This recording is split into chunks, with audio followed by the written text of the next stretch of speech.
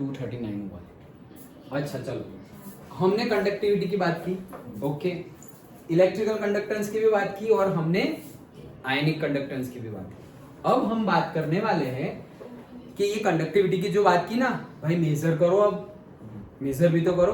तो measurement of the conductivity of ionic solution, जो हमारे आयनिक सॉल्यूशंस है उसकी कंडक्टिविटी कैसी है उसको मेजर करना पड़ेगा, क्योंकि भाई जो हमारा वायर है उसकी कंडक्टिविटी तो हम वो फाइंड कर रहे हैं एक्सपेरिमेंट बेस पे और हमें मिल जा रही है, क्योंकि वहां पर तो फिजिक्स इन्वॉल्व है, यहाँ पर केमिस्ट्री मेन है हमारा। तो सॉल्यूशन जो है CuSO4 की कंडक्टिविटी कितनी, हमें कहाँ मालूम है भाई कितनी। अगर CuSO4 की जगह हमने NaCl ले लिया तो कंडक्टिविटी चेंज हो जाएगी, कितनी चेंज होगी, क्या चेंज होगा, हमें पता नहीं है।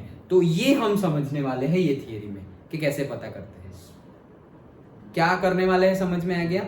वायर अगर हमने कॉपर के बजाय एल्यूमिनियम का ले लिया तो कॉपर की कंडक्टिविटी का हमारे पास वैल्यू है, एल्यूमिनियम की कंडक्टिविटी का भी हमारे पास वैल्यू है, वो तो हमें डायरेक्टली फिजिक्स के तौर पे जो ऑलरेडी कैलकुलेटेड डेटा है उसके बेस पे हमें टेबल ही गिवन होता है कि ये इसकी कंडक्टिविटी है, तुम्हें जो यूज करना है करो, लाइक दैट, ओके।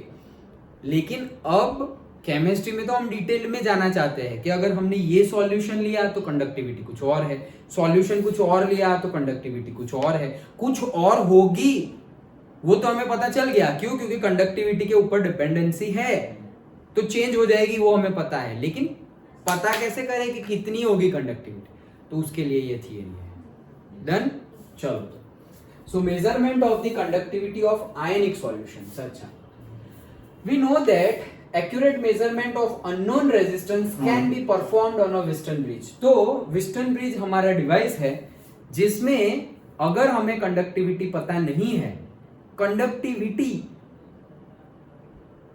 जो है हमारी, ओके, उसका ही रेसिप्रोकल करेंगे हम, कंडक्टिविटी का रेसिप्रोकल करेंगे तो रेजिस्टिविटी मिल जाएगी, कंडक्टिविटी का रेसिप्रोकल करेंगे तो रेजिस्टिविटी मिल जाएगी, और रेजिस्टिविटी से हमें रेजिस्टेंस मिल जाएगा।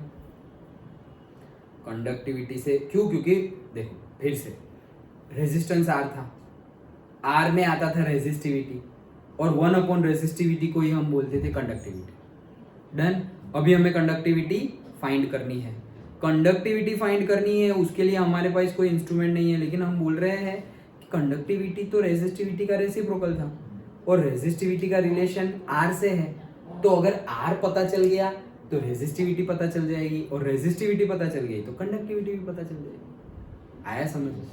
हम अभी हमारा गोल क्या है, हमारा गोल है कंडक्टिविटी पता करना, लेकिन हम डायरेक्ट गोल पे नहीं कूद पड़ेंगे, हम रेजिस्टेंस फाइंड करेंगे।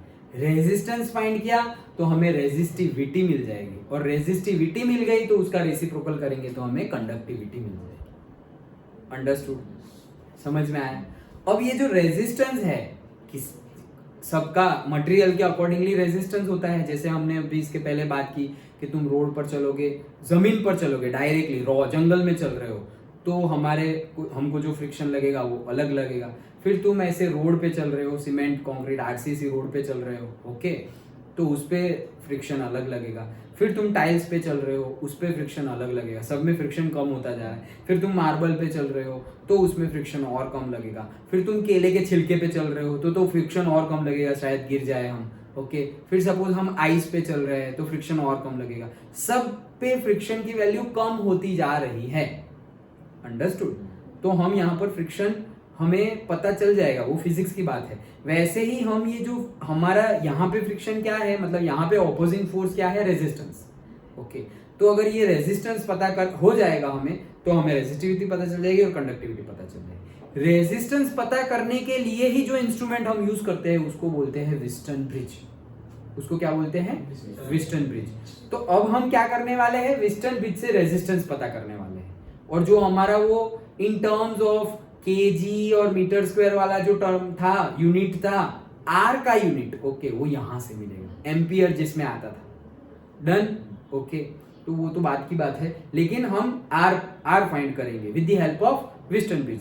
R फाइंड किया तो रेजिस्टिविटी मिल गई, और रेजिस्टिविटी मिल गई तो कंडक्टिविटी मिल गई, और वही तो हमें पता करना है। आ गया समझ में? अच्छा चलो। However, for measuring the resistance of an ionic solution, we face two problems. तो भाई प्रॉब्लम है, इतना इजी होता तो कब का कर लेते, लेकिन प्रॉब्लम है। तो क्या प्रॉब्लम है, प्रॉब्लम को सॉल्व करो। पहला प्रॉब्लम क्या, firstly passing the direct current DC changes the composition of the solution, जो हमने लास्ट थियरी के लास्ट लाइन में पढ़ा, ये वाला passage of direct current through ionic solution over a prolonged period can lead to change its composition. क्या composition change करेगा, अभी जैसे मैंने बताया वो Na प्लस, मतलब उसने ऑलरेडी एक इलेक्ट्रॉन दे दिया है, तो वो इलेक्ट्रॉन ले लेगा और Na बन जाएगा सॉलिड, और Cl माइनस मतलब उसने एक इलेक्ट्रॉन ले लिया है, तो अगर ज्यादा डीसी दे दिया तो जो लिया हुआ इलेक्ट्रॉन है वो वापस दे देगा, वापस Cl बन जाएगा, 2 Cl इकट्ठा होकर गैस बन के बाहर निकल जाएंगे।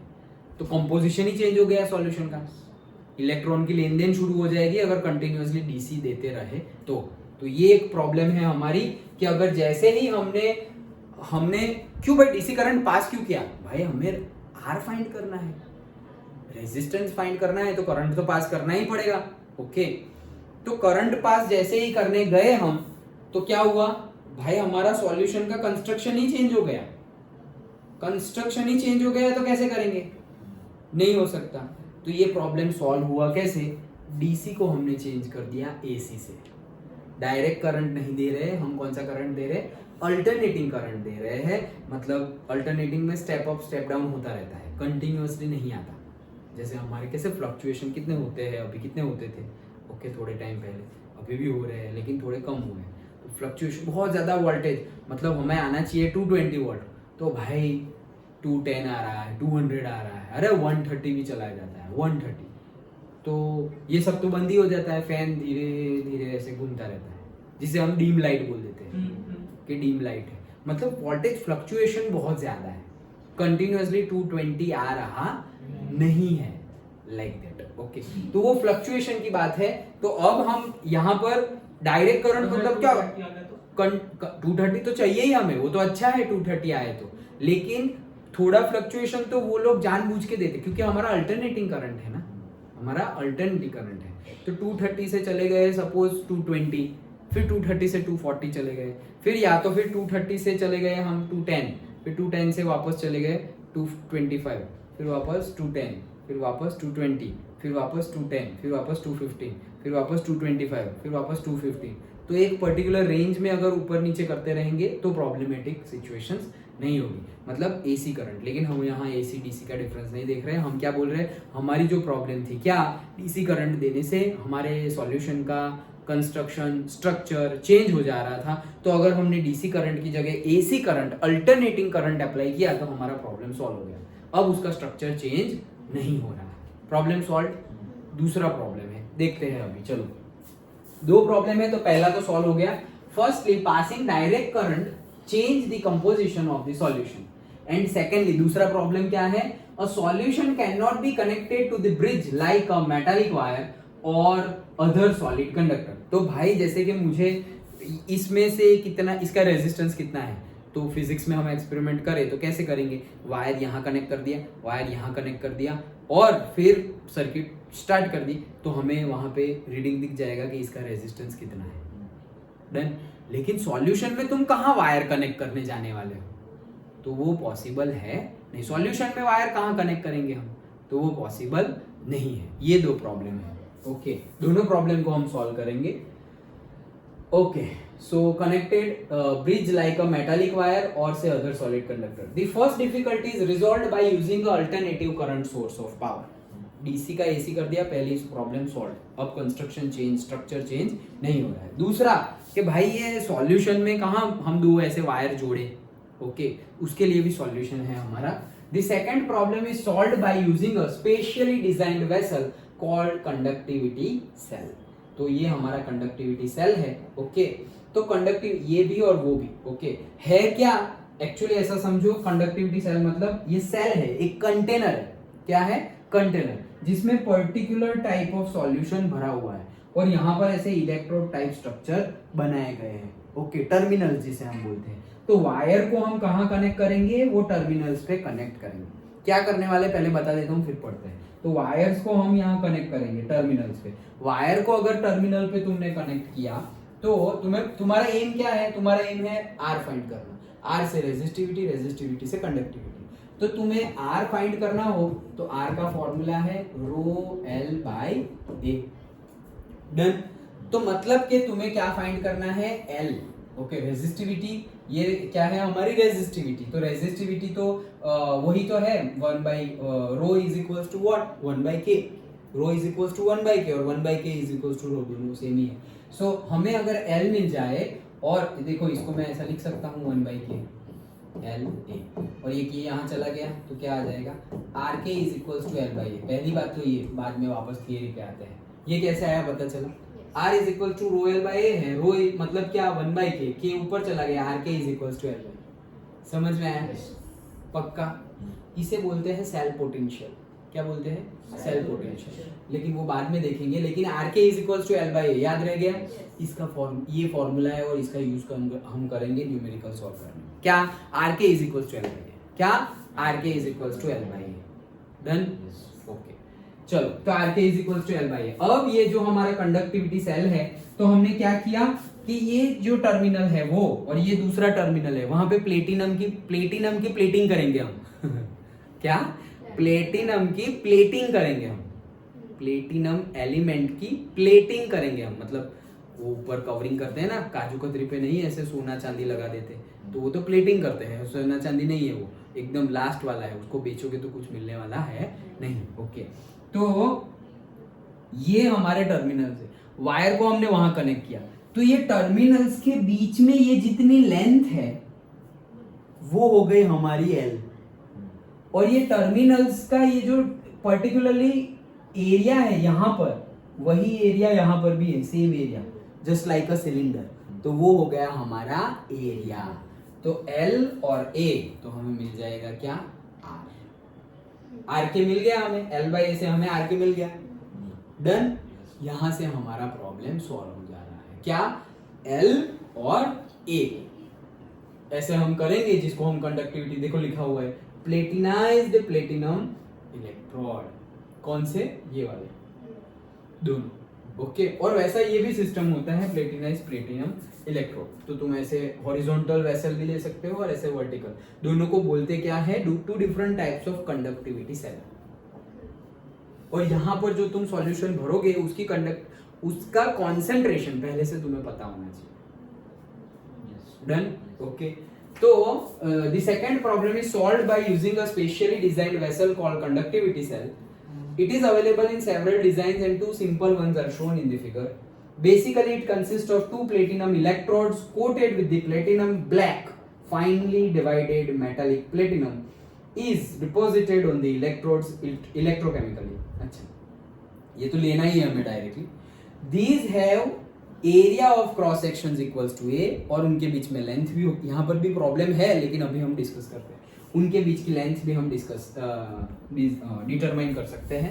Therefore, solution confined between these electrode is a column of length L and area of cross section A. मतलब इतने एरिया में ये पर्टिकुलर, इतने में कितने जो भी सॉल्यूशन होगा, पूरा सॉल्यूशन नहीं, इतने में जितना सॉल्यूशन होगा वो, और उसका एरिया और उसकी लेंथ हम फाइंड कर सकते हैं. तो हमारा L by A मिल गया. ओके, तो वही चीज बोल रहे हैं. Now the resistance of such a column of solution is then given by, हमारा जो इक्वेशन है वो, तो वो हमारा इक्वेशन आ गया यहाँ पे. देखो RK is equals to L by A. The quantity L by A is called cell constant. ये क्या है हमारा? Cell constant. जो मैं सेल पोटेंशियल बोला वही सेल कांस्टेंट. ओके, तो सेल पोटेंशियल बोलते हैं उसको, लेकिन हम यहाँ पर भी सेल पोटेंशियल बोलेंगे तो शायद कंफ्यूजन हो जाए, क्योंकि सेल पोटेंशियल तो वो इलेक्ट्रोड पोटेंशियल E0 सेल भी हम क्या बोलते थे? Cell potential. ओके, तो हम क्या वर्ड यूज करेंगे? Cell constant. Okay, cell constant क्या है? L by A. L by A is this cell constant, और cell constant is equals to RK. तुम ऐसा भी बोल सकते हो, RK cell constant, L by A cell constant, दोनों सेम ही है. RK is equals to L by A. Okay, G star. Okay, उसका सिंबल क्या है? G star. मतलब G star is equals to RK is equals to L by A. G क्या है? Electrical conductance. G star क्या है? Cell constant. Delta G क्या है? Gibbs free energy. Confusion create मत होने देना, पहले से ही बता दे रहा हूं. It depends on the distance between the electrodes and the area. Yes, वो तो है ही। Next, measurement of the L and A. अब यहाँ पर क्या है, यहाँ पर प्रॉब्लम है क्या कि ये जो एल और ए है उससे हमें मिल तो जाएगा, ठीक है, लेकिन ये लेंथ फाइंड करना और ये एरिया फाइंड करना, एरिया तो जो हमने लिया होगा वही होगा, लेकिन ये हमारे इलेक्ट्रॉन्स वायर के साथ कनेक्टेड है तो आगे पीछे हो सकते हैं। तो हमारा जो वैल्यू आएगा, हमारा जो आंसर आएगा वो एग्जैक्ट आएगा नहीं, वेरिएशन आएगा उसमें। ओके, तो हम उसके ऊपर डिपेंड नहीं रह सकते कि नहीं यही आएगा, ऐसे नहीं 100% बोल सकते नहीं है। तो उसके बारे में ही देखते हैं। The cell constant is उसके पहले measurement of L and A is not only inconvenient but also unreliable। पहली बात inconvenient है, सॉल्यूशन के अंदर तुम्हें लेंथ फाइंड करनी है, एरिया तो तुमने जो रखा है वही होगा, लेकिन इलेक्ट्रोड ऐसे ऐसे मूव फाइंड किए तो L ढूंढना मुश्किल हो जाएगा। इनकन्वीनियंट तो है ही और अनरिलायबल भी है, इसके ऊपर हम रिलाई कर सकते नहीं है, विश्वास कर सकते नहीं है, क्योंकि चेंज हो जा रहा है ना हर बार। अभी हमने मेजर किया तब ये है और फिर थोड़ा हिला और वापस कुछ और हो गया। डन। तो इनकन्वीनियंट है और अनरिलायबल भी है। The cell constant is usually determined by measuring the resistance of the cell. देखो सेल कांस्टेंट आर के कैसे फाइंड किया जाता है, by measuring the resistance of the cell containing a solution whose conductivity is already known. तो ये तो problem हो गई कि सेल कांस्टेंट हम फाइंड नहीं कर सकते, क्यों? क्योंकि एल और ए नहीं फाइंड कर सकते। अब इसका भी सॉल्यूशन है, देखो सारी प्रॉब्लम याद रखना और सारे सॉल्यूशन उसके याद रखना, वही थियरी में लिख देना है। ओके, अब यहां पर क्या प्रॉब्लम आई हमारी, हमें तो मिल गया cell constant G star is equals to R K is equals to rho is equals to L by A, ये तो हमें मिल गया। प्रॉब्लम ये है कि यहां से जो सेल कांस्टेंट मिलेगा वो इनकन्वीनियंट होगा मेजर करने के लिए, और मेजर कर भी लिया तो अनरिलायबल होगा क्योंकि उसकी वैल्यू वेरी करती जा रही है। डन। Inconvenient and unreliable. तो अब क्योंकि ये हम क्यों फाइंड कर रहे थे सेल कांस्टेंट के लिए, सेल कांस्टेंट आर के, सेल कांस्टेंट एल बाई ए मतलब तुमसे उससे तुम्हें क्या मिलता, आर के, तो अब वो मिलेगा नहीं क्योंकि अनरिलायबल है। तो लेकिन हम इसका ये प्रॉब्लम है कि अब वो मिलेगा नहीं, उसका भी सॉल्यूशन है।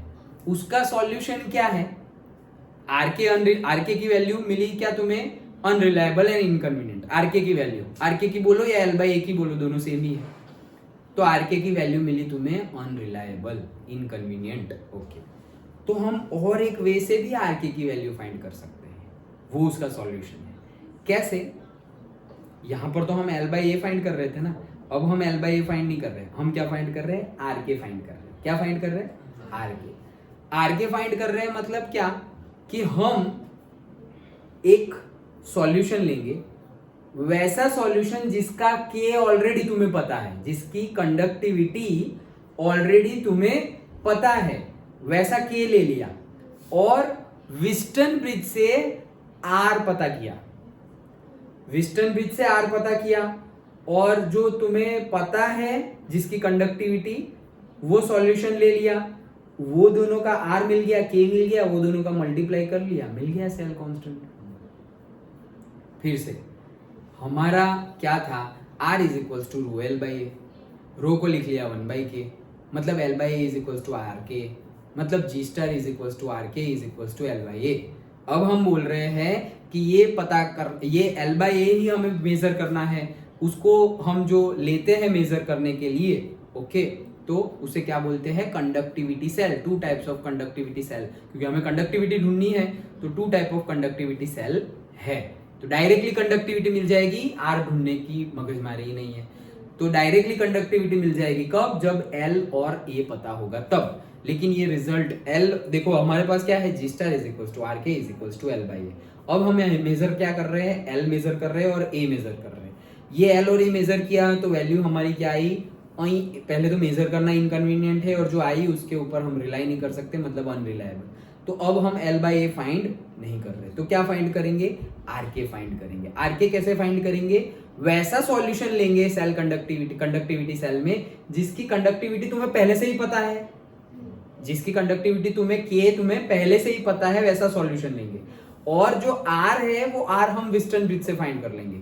तो फिर ये दोनों वैल्यू तुम्हें पता चल गई, R और K, तो R इंटू K कर दो ना, मल्टीप्लाई कर दो, वही तुम्हारा क्या है, cell constant G star.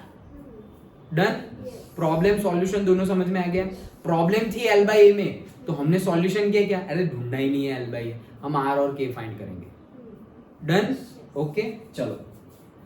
So the cell constant is usually determined by measuring the resistance of the cell containing a solution whose conductivity is already known. For this purpose we generally use KCl solution whose conductivity is known accurately at various concentration, table 2.3। तो देखो KCl solution लेंगे हम, KCl solution में different concentration, मोल पर litre मतलब molarity है। Okay तो ये मोलारिटी गिवन है, डिफरेंट कॉन्सेंट्रेशन ऑफ KCl है। उस टाइम पर उनकी कंडक्टिविटी सीमेंस सेंटीमीटर इनवर्स और सीमेंस मीटर इनवर्स में क्या होगी वो हमें ऑलरेडी पता है, प्रैक्टिकली ये हमें ऑलरेडी क्या है, पता ही है। तो हम अब कंडक्टिविटी सेल में क्या भर देंगे, KCl ही भर देंगे। कंडक्टिविटी सेल में हम क्या भर देंगे, KCl ही भर देंगे। तो KCl की कंडक्टिविटी K, KCl की कंडक्टिविटी K हमें पहले से पता है, तो अब हम R पता कर लेंगे वेस्टर्न ब्रिज से, दोनों का मल्टीप्लाई कर लिया तो हमें मिल गया क्या, सेल कांस्टेंट। डन। ओके तो देखो उसका मतलब कंडक्टिविटी हमें पता है एट डिफरेंट टेम्परेचर्स, अलग अलग टेम्परेचर्स की भी बात है। The cell constant G star is given by this. Okay now ये रहा हमारा वेस्टर्न ब्रिज। ओके देखो once the cell constant is determined, एक बार अगर तुम्हें सेल कांस्टेंट मिल गया, कैसे मिलेगा, फिर से तुमने वो G star is equals to RK is equals to L by A, L by A से तुम हो नहीं रहा है हमारा, हम बोले सेल कांस्टेंट RK से फाइंड करेंगे। K कैसे फाइंड करें, K हम लेंगे जिसकी कंडक्टिविटी ऑलरेडी पता हो वैसा सॉल्यूशन लेंगे, से फॉर एग्जांपल KCl। तो KCl का सॉल्यूशन लिया, अलग अलग कॉन्सेंट्रेशन अलग अलग टेम्परेचर पे उसकी कंडक्टिविटी क्या होगी वो ऑलरेडी हमें पता है, तो K की वैल्यू मिल गई। अब हमें सिर्फ एक ही चीज चाहिए, क्या, R मिल गया, तो R को K से मल्टीप्लाई कर लो तो मिल गया हमें cell constant G star. Done. अब R कैसे फाइंड करेंगे, वेस्टर्न ब्रिज से। R कैसे फाइंड करेंगे, वेस्टर्न ब्रिज से। ये हमारा वेस्टर्न ब्रिज है। वेस्टर्न ब्रिज का सेटअप ऐसे होता है, सपोज ऐसा समझ लो कि ये हमारा है R4, ये R4 है, ये R3 है। R4 और R3 तुम्हें पहले से नोन होते हैं, मतलब जैसे ये रेजिस्टेंस, ये फैन है हमारा, फैन का रेजिस्टेंस कितना है हमें पहले से पता है, AC का, बोर्ड का, लैंप का रेजिस्टेंस पहले से कितना है वो हमें ऑलरेडी पता है। ओके तो इसीलिए हमारा R3 नोन है, हमारा R4 भी क्या है, नोन है। अंडरस्टूड।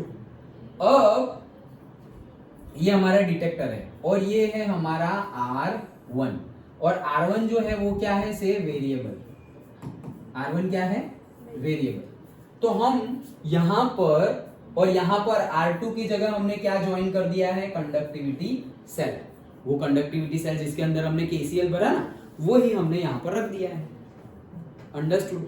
वो हमने यहां पर रख दिया। अब क्या है, देखो R4 नोन है, R3 नोन है। अब ये डिटेक्टर से तुम वैल्यू बढ़ाओगे कम करोगे, जैसे कि रियोस्टेट वर्ड हमने सुना था वही क्लास 10 इलेक्ट्रिसिटी में, जिससे क्या होगा, रियोस्टेट से वेरिएबल रेजिस्टेंस मतलब रियोस्टेट, तो रेजिस्टेंस बढ़ा सकते हो कम कर सकते हो। एक्सपेरिमेंट 11th में तो नहीं किया होगा लेकिन 12th में करोगे, स्कूल में बताएंगे। ओके फिजिक्स में, तो रियोस्टेट से तुम रेजिस्टेंस बढ़ा सकते हो कम भी कर सकते हो।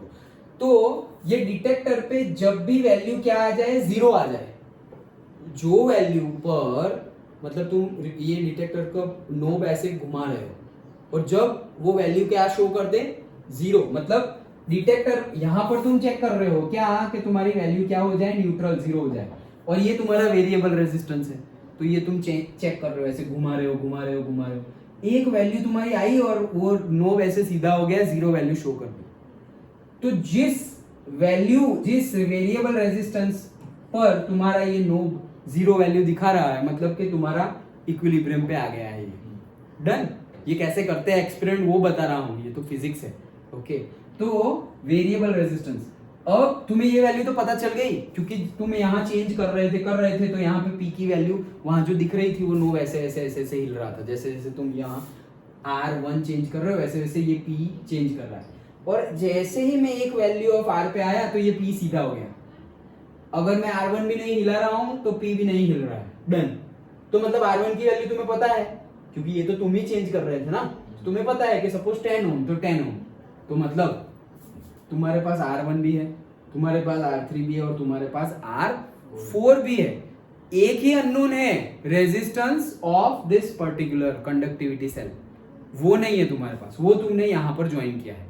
जैसे ही ये स्ट्रेट 0 हो गया, मतलब क्या, ये सर्किट तुम्हारी स्टेबल हो गई, बंद हो गई, अब उसमें से कुछ भी जाएगा नहीं। उस केस में तुम इक्वलाइज कर सकते हो। और फॉर्मूला कैसे बनता है? फॉर्मूला बनता है R2 R3 is equals to R1 R4। इस केस में R2 R3 is equals to R1 R4। और देखो R3 एंड R4 तो तुम्हें पहले से ही पता है, R3 एंड R4 तुम्हें पहले से पता है, और R1 तो है ही, मतलब R2 जो है वो कैसे मिलेगा? R1 R4 divided by R3। ये तीनों वैल्यू तुम्हें पता ही है, ये दो तो पहले से पता थी, और ये वेरी कर रहे थे, और जो वैल्यू पे ये 0 वैल्यू शो कर दिया तो वो वैल्यू भी पता है। तो R1 R3 R4 की वैल्यू पता है, तो तुम्हें क्या मिल जाएगा? R2 मिल जाएगा। वही तो ढूंढना था, तुम्हें R2 मिल गया, मतलब R मिल गया, R मिल गया, K पता है, दोनों का मल्टीप्लाई कर लोगे तो वो क्या मिल गया? Cell constant G star. Done. Okay, तो वही चीज है। Once the cell constant is determined, we can use it for measuring the resistance or conductivity of any solution. तो अगर सेल कांस्टेंट मिल गया हमें, ओके, तो हम कोई किसी के भी लिए हम फाइंड कर सकते हैं। डन। अगर सेल रेजिस्टेंस हमें मिल गया तो हम किसी के लिए भी क्या कर सकते हैं? फाइंड कर सकते हैं। कैसे? ऐसा समझो, अभी तो सॉल्यूशन की ACl की कंडक्टिविटी नोन थी, लेकिन अब तुम कोई भी सॉल्यूशन डाल दो, CuSO4 डाल दिया, लेकिन पर्टिकुलरली यहाँ L और यहाँ A, तो हम ऐसे सॉल्यूशन लेंगे और ऐसे सॉल्यूशन अंदर पोर करेंगे कि A तो चेंज होने वाला नहीं है और L भी चेंज हो ना। ओके, और तब अब तुम्हारे पास L बाई A छोड़ दो, R की वैल्यू पहले से ही है। ओके, और R देखो तुम्हें RK मिल गया है, ये केस में तो RK मिल गया, जो RK होगा वही L बाई A होगा। अब तुम यहाँ RK is equals to L by A में सिर्फ एक ही चीज चेंज कर रहे हो, क्या? K। KCl का हटाकर तुमने जो डाल दिया, तो वो CuSO4 डाला, तो यहाँ पे कंडक्टिविटी किसकी मिलेगी? CuSO4 की। डन। तो अभी ये सारी वैल्यू है तुम्हारे पास, तो फिर सिर्फ एक ही वैल्यू नहीं है, क्या? K। वो K तुम्हें मिल जाएगा। इसीलिए बोल रहे हैं कि once the cell constant is determined we can use it for measuring the resistance और कंडक्टिविटी ऑफ एनी सॉल्यूशन। कोई भी सॉल्यूशन की कंडक्टिविटी हम फाइंड कर सकते हैं। The setup for the measurement of the resistance is shown. Okay, it consist of जो वो है वही चीज है, लेकिन करना क्या है वो मैंने तुम्हें बता दिया। ओके, अब फिजिकल टर्म में लिखा हुआ है, तो देखो, it consist of two resistance R3 R4, a variable resistance R1 and the conductivity cell having the unknown resistance R2. The Wheatstone bridge is fed by an oscillator O, okay, and P is suitable detector, and the bridge is balanced when no current passes through the detector. मतलब detector में से कोई भी current pass ना हो तो bridge क्या हो गया? बैलेंस्ड हो गया है। तो ब्रिज बैलेंस कब होगा? जब करंट पास नहीं हो रहा है। करंट पास कब नहीं होगा? जब ये बैलेंस हो जाएगा तब। और बैलेंस कब होगा? जब R1 की वैल्यू ऐसी हो जाएगी तो तुम्हें यहाँ पर दिखेगा कि वो बैलेंस हो गया है।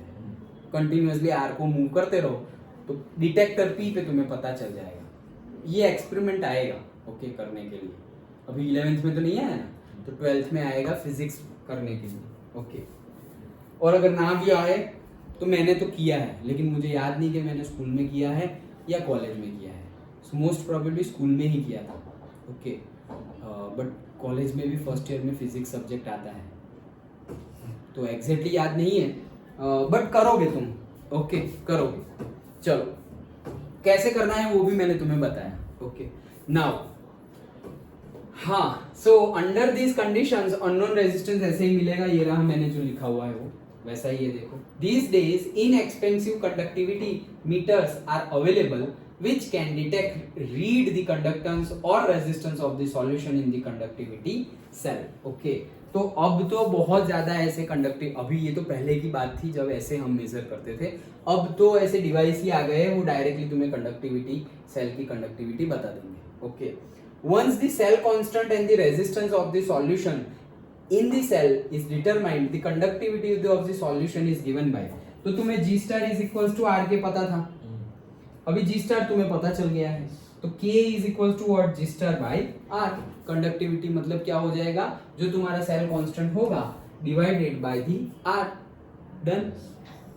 The conductivity of the solution of different electrolytes in the same solvent and at a given temperature differ due to the charge and size of the ions in which they disassociate, the concentration of ions or ease with which ions move under a potential gradient. Okay, मतलब कि अब यहाँ पर अलग आने वाला है, लेकिन यहाँ तक समझ गए, ये खत्म, ये खत्म. हमारा cell constant G star is equals to RK is equals to L by A.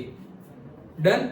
अब नया कंसेप्ट आ रहा है. क्या कंसेप्ट बोल रहे हैं कि अब हमने लिया, सपोज एक केस में लिया सेम कॉन्सेंट्रेशन वाला 1 मोलर NaCl का सॉल्यूशन, 1 मोलर CuSO4 का solution, 1 molar MgSO4 magnesium sulphate का सॉल्यूशन, अलग अलग लिया.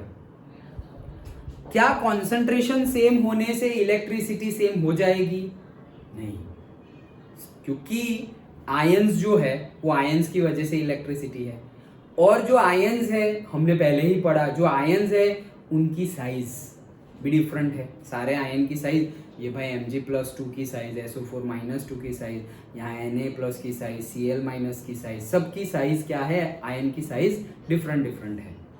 तो जो हमारी ये साइज, जो हमारी इलेक्ट्रिसिटी मिलेगी, ओके, वो सेम तो होने वाली नहीं है, भले ही कॉन्सेंट्रेशन सेम हो. क्यों? क्योंकि आयन डिफरेंट है और आयन की साइज एंड ऑल सब कुछ डिफरेंट है. ओके, तो अब क्या करें हम, तो अब हम 1 मोलर कॉन्सेंट्रेशन ले रहे हैं. क्या मतलब 1 मोलर, सबका क्या ले लिया, कॉन्सेंट्रेशन तो पहले कोई ले लेते थे हम, लेकिन अब हमने कॉन्सेंट्रेशन सेम ले लिया, एकदम सेम, मतलब मोलारिटी की ही बात करने वाले हैं. किसकी बात करने वाले, मोलारिटी की. तो देखो आगे बढ़ते हैं. The conductivity of the solution different electrolytes, अलग अलग इलेक्ट्रोलाइट जैसे हमने लिए वैसे अलग अलग लेंगे, in the same solvent, solvent same है, पानी में ही नमक डाल दिया, पानी में ही MgSO4, पानी में ही CuSO4, सॉल्वेंट सेम है, and at a given temperature differ करेगा.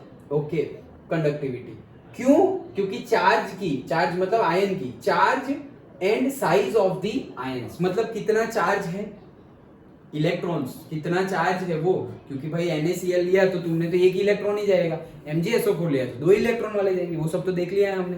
ओके, तो चार्ज और साइज ऑफ द आयंस के ऊपर वो डिपेंड करते हैं. एंड अगेन कैसे वो डिसोसिएट हो रहे हैं, वो डिसोसिएट पहली बात तो हो भी रहे हैं नहीं, पानी में तुमने ग्लूकोज डाल दिया तो वो तो डिसोसिएट ही नहीं होंगे, पानी में अगर ग्लूकोज डाल दिया तो वो तो डिसोसिएट ही नहीं होंगे, तो कुछ होने वाला ही नहीं. डन. और डिसोसिएट होंगे तो सब लोग अलग अलग फॉर्म में डिसोसिएट होते हैं, ये तो हमने सॉल्यूशन में अच्छे से समझा लास्ट चैप्टर में. तो द कॉन्सेंट्रेशन ऑफ आयन और ease with which ions move under a potential gradient, तो कॉन्सेंट्रेशन के ऊपर डिपेंडेंसी है. तो it therefore becomes necessary to define a physically more meaningful quantity called molar conductivity denoted by lambda. ये lambda नहीं, lambda, lambda में वो ऊपर वाई जैसा आता था उल्टा, यहाँ पे ऐसे बस ए जैसा ही है लेकिन ए के बीच में ऐसा है. लैम्बडा क्या है, लैम्बडा है ऐसे, लैम्बडा है लाइक दिस, और लैम्बडा था ऐसे. देन ये लैम्बडा था और ये लैम्बडा है. Okay, so lambda it is related to the conductivity of the solution. तो हमने क्या ले लिया, अब जो कंडक्टिविटी है, भाई हमने बोला था डिफरेंट डिफरेंट सॉल्यूशन है तो उनकी कंडक्टिविटी डिफरेंट डिफरेंट होगी. तो अब हम क्या बोल रहे हैं, भाई सपोज 1 मोलर कॉन्सेंट्रेशन वाला solution, 1 molar 1 molar 1 molar 1 molar, तो सेम आने के चांसेस ज्यादा है. तो सबको 1 मोलर ले लिया ना, तो जो कंडक्टिविटी होगी वही कंडक्टिविटी है, लेकिन 1 मोलर ले लिया इसलिए उसको क्या बोलेंगे, मोलार कंडक्टिविटी. कंडक्टिविटी जो थी वही है, लेकिन अगर तुमने जैसे वो हमारा cell, electrochemical cell Daniell cell जो था वही है, लेकिन तुमने सॉल्यूशन लिया, standard temperature, standard pressure, 1 molar solution, तो वही बन गया गैल्वेनिक सेल।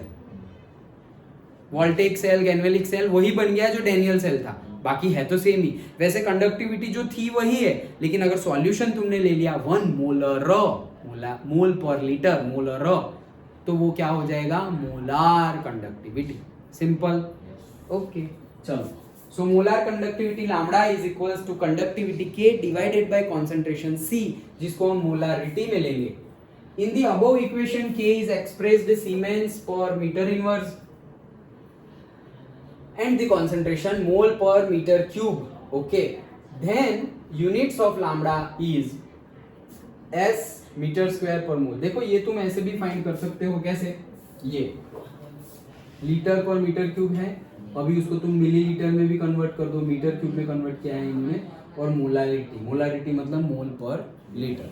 तो एक्चुअली में क्या है, molar conductivity is equals to K by C. तो के तो हमारा है सीमेंस पर मीटर, ओके, ये हमारा के है, और ये मोलर क्या है, तो उसे मोल पर लीटर, मोल पर लीटर ही है। मोलारिटी मतलब क्या, मोल पर लीटर, ओके। तो मोल पर लीटर मतलब क्या, यहाँ पे 1000 आ जाएगा, एस एम, इसको मैं क्या कर दिया 1000, तो किस में चला गया, मिलीलीटर में, लीटर में से मिलीलीटर में चला जाएगा, 1000 लिखूंगा तो, और ये क्या हो गया है हमारा मोल, ओके। तो पर्टिकुलरली उसको अगर तुम ट्रांसफर करोगे तो क्या आएगा कि directly molar conductivity is equals to, ऊपर तो आएगा तुम्हारा S into C M inverse, मतलब ये सी एम लोगे तो C M inverse, metre centimetre लोगे तो सेंटीमीटर इनवर्स, और मीटर लोगे तो यही क्या है, सीमेंस मीटर इनवर्स, ये तो ऊपर आ गया। एंड यहाँ पे मीटर क्यूब में लिखा हुआ है, मतलब लीटर को किस में कन्वर्ट कर दिया है, मीटर क्यूब। मिलीलीटर में करोगे तो भी चलेगा, और मीटर क्यूब में करोगे तो भी चलेगा, 1000 लाना है हमें तो, ओके। सो 1000, और यहाँ पर molarity, if we use Siemens centimeter inverse as the units for K and mole per centimeter cube, the units of concentration, then the units of lambda is equals to this. It can be calculated by lambda is equals to this. मतलब कि different units है, हमें units में कुछ भी confusion create नहीं होने देना है। मोलर कंडक्टिविटी समझ में आ गई। के का यूनिट हमारा पता है, हमारा क्या है, के का यूनिट है एस एम इनवर्स और एस सेंटीमीटर इनवर्स, यही हमारा के का यूनिट है। डिवाइडेड बाय कॉन्सेंट्रेशन है, तो कॉन्सेंट्रेशन हमारा क्या है, मोलारिटी, तो मोल पर लीटर, मोल पर लीटर। अभी हमें पता है कि 1 मीटर क्यूब में 1000 लीटर होता है, 1 मीटर क्यूब में कितना होता है, 1000 लीटर होता है। तो यहाँ पर हो जाएगा 10⁻³ metre cube is equals to 1 litre. 1 litre लोगे तो कितना हो जाएगा, 10⁻³ मीटर क्यूब। इसको ऐसा ना लिख के ऐसा भी लिख सकते हो, 1/1000 मीटर क्यूब, ओके, ये metre cube, 10⁻³ metre cube is equals to 1, तो 1/1000 metre cube is equals to 1 litre. ऐसे लिखो या ऐसे लिखो, दोनों सेम ही है, ओके। तो डायरेक्टली हमारा फॉर्मूला ही है। अब देखो इन्होंने किस में लिया हुआ है, सेंटीमीटर स्क्वायर मोल में लिया हुआ है, तो ये किस में आ गया, सीमेंस अपॉन सेंटीमीटर इनवर्स। तो ये तो हमारा के तो है ही, लेकिन के को ऊपर कैसे लिया है, सीमेंस सेंटीमीटर में, तो ऊपर तो आ गया सीमेंस सेंटीमीटर इनवर्स। नीचे क्या है हमारा, हमारी मोलारिटी, ओके। तो मोलारिटी क्या है, मोल पर लीटर, और यहाँ पर हमने क्या ले लिया है, 1000 लीटर पर मीटर क्यूब, ओके, 1000 लीटर पर मीटर क्यूब। तो 1000 लीटर पर मीटर क्यूब लोगे, 1000 लीटर पर मीटर क्यूब, मतलब वो तो एक ही हुआ ना, पर मीटर क्यूब मतलब 1 मीटर क्यूब। 1 मीटर में कितना लीटर होता है, 1000 लीटर, तो वो तो ऐसे ही कट हो जाएगा ना, समझ में आ रहा है। 1000 लीटर पर मीटर क्यूब, तो 1000 लीटर पर मीटर क्यूब, तो बात तो सही है ना, 1 मीटर क्यूब में कितना होता है, 1000 लीटर ही होता है। डन। अभी वो नीचे 1 मीटर क्यूब है, उसको भी तुम लीटर में लिखना हो तो लिख दो, तो एक की जगह क्या लिखोगे, 1000 litre, litre litre, 1000 cancer, understood. तो कंफ्यूजन क्रिएट ना होने पाए, if we use this unit for K and mole per centimetre cube the units of concentration, तो अगर डिफरेंट यूनिट ले लेंगे तो डिफरेंट आ जाएगा। डन। ये 1000 लीटर पर मीटर क्यूब लिया है, और अगर हम मीटर क्यूब की जगह सेंटीमीटर की बात करें तो 1000 ऊपर यहाँ पर लिखा हुआ है, मतलब जैसा जैसा तुम यूनिट लोगे वैसा वैसा। तुम्हें सिंपली फॉर्मूला तो ये एक ही याद रखना है, molar conductivity is equals to K by C. और के का यूनिट तुम अगर मीटर में ले रहे हो, सीमेंस मीटर इनवर्स, तो वैसे ही फिर सी का यूनिट कॉन्सेंट्रेशन भी लेना। जैसे कि कॉन्सेंट्रेशन हमने मोलारिटी में लिया, तो मोलारिटी मतलब क्या, 1 लीटर में जितने मोल्स, नंबर ऑफ मोल्स हो उसको मोलारिटी बोलते हैं। 1 लीटर सॉल्यूशन में जितने नंबर ऑफ मोल्स हो उसको हम क्या बोलेंगे, मोलारिटी। किसके मोल्स हो, सॉल्यूट के, वही तो हमारे सॉल्यूशन में, वो सब तो हमने डिस्कस कर लिया है। तो 1 लीटर सॉल्यूशन में number of moles of solute जितने हो उसको ही हम मोलारिटी बोलते हैं। तो उसके अकॉर्डिंगली हमें नीचे लिखना है। 1000 तो क्यों आया है, 1000 तो डायरेक्टली मीटर, 1 मीटर क्यूब में 1000 लीटर होता है। अगर सेंटीमीटर क्यूब लोगे तो उसकी वैल्यू दूसरे वे में चेंज हो जाएगी, मतलब तुम लीटर लोगे तो, जैसे कि 1 मीटर क्यूब में 1000 लीटर होता है, तो अब मीटर क्यूब का तुम सेंटीमीटर क्यूब में कन्वर्जन कर रहे हो। मीटर क्यूब का किस में कन्वर्जन कर रहे हो, सेंटीमीटर क्यूब में। 1 मीटर में कितना सेंटीमीटर होते हैं, 10⁻²। ओके, तो वैसे 3 बार तो कितना हो जाएगा, 10⁻6, 10⁻2, 2 और 2, तो टोटल कितने हो गए, 6 हो गए। So 1 metre cube is equals to what, 10⁻6 centimetre cube is equals to 1000 litre. अब ये 10⁻6 है, तो 10⁻6 और से ये 1000 है, ये 1000 यहाँ आ जाएगा, तो 10⁻6 डिवाइड बाई 1000, तो वो क्या हो जाएगा, 10⁻3 centimetre cube is equals to 1 litre. तो 10⁻3 सेंटीमीटर क्यूब मतलब 10⁻3 मतलब 1000 centimetre cube is equals to 1 litre. तो वो देखो यहाँ पे सेंटीमीटर क्यूब पर लीटर, तो 1000 ले लिया। और इसके पहले उन्होंने लिया था क्या, लीटर पर मीटर क्यूब, तो वो भी 1000 लिया, तो 1000 ही तो है। देखो ये भी 1000 है और ये भी 1000 है। अंडरस्टूड। तो तुम यूनिट क्या ले रहे हो उसके ऊपर डिपेंडेंसी है। कोई डाउट नहीं, पक्का, ठीक। तो इसके बेस पे न्यूमेरिकल भी है, दैट वी विल सॉल्व। लेकिन ये था हमारा मोलर कंडक्टिविटी। मोलर कंडक्टिविटी समझ में आया, जो कंडक्टिविटी है वही कंडक्टिविटी है, लेकिन हमने बोला कि टेम्परेचर के साथ और से पर्टिकुलर डिफरेंट हमने डिफरेंट इलेक्ट्रोलाइट्स लिए, तो उसमें जो आयंस है उनकी साइज अलग होगी, उसमें जो चार्ज है वो अलग होगा। तो चार्ज, आयन साइज, टेम्परेचर, उनकी वजह से उनकी जो कंडक्टिविटी है वो डिफर करेगी। तो अगर हम सबका सेम कॉन्सेंट्रेशन ले ले तो थोड़ा इजीनेस ज्यादा हो जाएगा, इसीलिए लिखा हुआ है ना कि for ease with which ions move under a potential gradient. Okay, तो कंडीशन और सिंपलर करने के लिए हमने क्या ले लिया, ये जो डिफरेंट इलेक्ट्रोलाइट्स थे उसको सबको 1 मोलर कॉन्सेंट्रेशन वाला ले लिया, मोलारिटी वाला। ओके, तो जो कंडक्टिविटी है वही कंडक्टिविटी, लेकिन अगर सॉल्यूशन की कॉन्सेंट्रेशन तुमने 1 मोलर लिया तो वही कंडक्टिविटी को हम क्या बोलेंगे, मोलार कंडक्टिविटी। मतलब कंडक्टिविटी के था और मोलार कंडक्टिविटी मतलब डिवाइडेड बाय सी कर दो, दैट इज मोलार कंडक्टिविटी मिल गई। कंडक्टिविटी मतलब के, तो मोलार कंडक्टिविटी मतलब के डिवाइडेड बाय सी, बात खत्म। उसको डिनोट कैसे करते हैं, तो लैम्बडा से डिनोट करते हैं।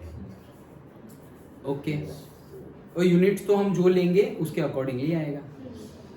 कोई डाउट, पक्का समझ में आया। तो हमने आज देखा इलेक्ट्रिकल कंडक्टेंस, हमने आज देखा आयनिक कंडक्टेंस, उसके बाद हम कंडक्टिविटी पता करनी है तो मेजरमेंट ऑफ कंडक्टिविटी कैसे करेंगे वो देखा, उसमें कैसे कैसे प्रॉब्लम थे, वो प्रॉब्लम को कैसे कैसे सॉल्व करेंगे, और वो सॉल्व करेंगे तो लास्टली हमारा सेल कांस्टेंट कैसे ढूंढेंगे हम, वो हमने देखा। और सेल कांस्टेंट के बाद हमने मोलर कंडक्टिविटी की बात की। अंडरस्टूड, पक्का समझ में आ गया, श्योर।